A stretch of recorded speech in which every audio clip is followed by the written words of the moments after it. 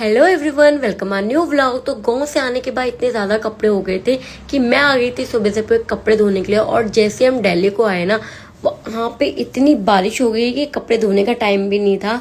तो आज फाइनली धूप आ गई थी, तो मैंने सोचा आज कपड़े धो लेते। यहाँ पे हमने कलर वाले सारे कपड़े अलग अलग कर लेते और अच्छी खासी धूप आ गई है, तो सारे कपड़े आज अच्छे से धुल जाएंगे हमारे।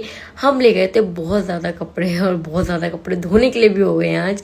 तो यहाँ पे हमने चाय पी और फिर मैंने नारियल छिला, और नारियल मुझे ना बहुत पसंद है। आपको भी पसंद है? कमेंट में ज़रूर बताइएगा।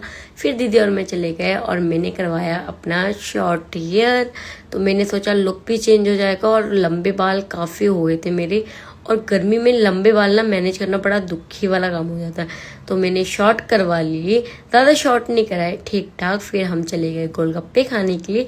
जहाँ से हम खाते वहाँ तो मिले नहीं, इसलिए हम यहीं आ गए। तो आज के लिए इतना ही, मिलते हैं नेक्स्ट व्लॉग में। Bye bye.